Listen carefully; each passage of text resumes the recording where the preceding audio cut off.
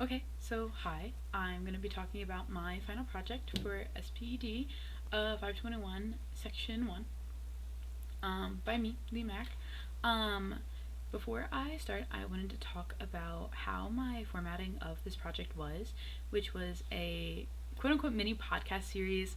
The episodes, there was an introduction of an overview of what my podcast was about, and then it was the six main big ideas, which I will go through in this podcast or in this video. Sorry, um, and it will touch base of what everything that's been talked about in here. But each episode of my like quote unquote little mini podcast series was 10 to about 20 minutes per episode.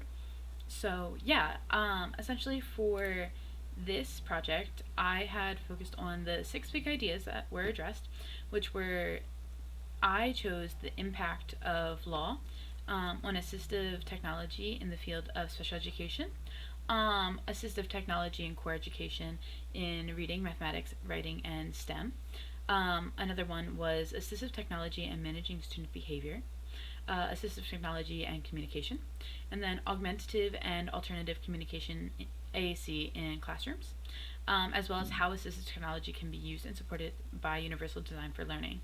Um, so these were the six big ideas, and so I will go through each of one. So for impact of law and assistive technology in the field of special education, I talked about policies and the overview of understanding the policy process of policies, um, which I had focused more so on the reasoning as to why policies are so vague yet extremely specific and left up to interpretation.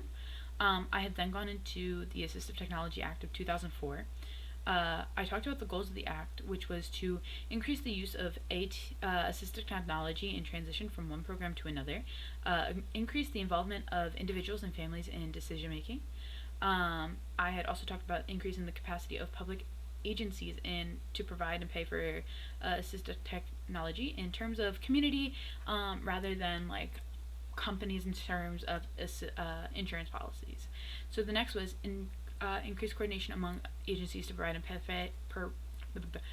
and pay for assistive technologies. This more so focusing on the actual insurances.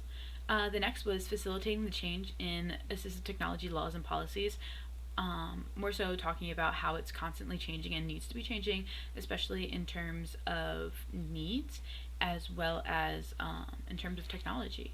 And the last was awareness and knowledge and benefits of assistive technology overall, just for people to be aware, because that creates a more open environment for people to discuss and talk about what these are important and why we use them.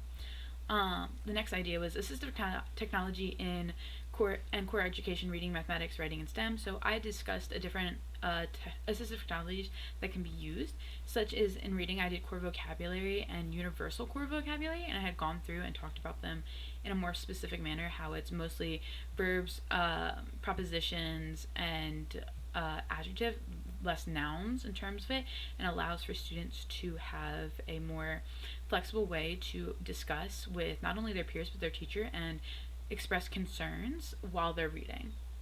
For math, I talked about iPads. I had talked about how it's great for differential like learning styles. I had talked about how it was really good for doing informal assessments. Also, really good to use as a guide. And there's many other reasons I had put. In terms of writing, I had talked about computers, speech to text, text to speech, um, as well as scribes and how students can use these in terms of writing. And then in STEM, I talked about multi-sensory technology, such as virtual reality, tablets, computers, JAWS, and SOLs. So, yeah. Um, I had also talked about assistive technology and managing student behavior, discuss a discussion of managing student behavior in terms of picture prompting, so having a visual schedule, visual task of what they needed to do and whatnot. Another thing I talked about was auditory prompting, pre-recording sayings, which can be done by the student or can be done by an authority figure or a parental figure.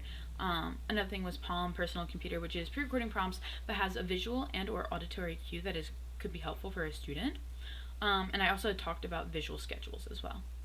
Um, the other thing I talked about was assistive technology and communication. So I had done a discussion more so about outside of the classroom rather than inside the classroom, since most of these prior were inside the classroom. Um, I had talked about cell phones, hearing aid compatibility, picture boards, communication, apps and tablets, speech to text and text to speech, and visual schedules.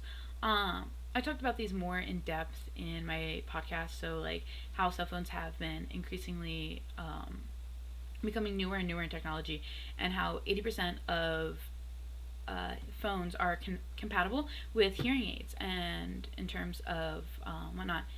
And so, yeah, I talked about picture boards in terms of retail, in terms of like Starbucks, like coffee places, restaurants having picture like things, braille menus that are accessible and stuff like that.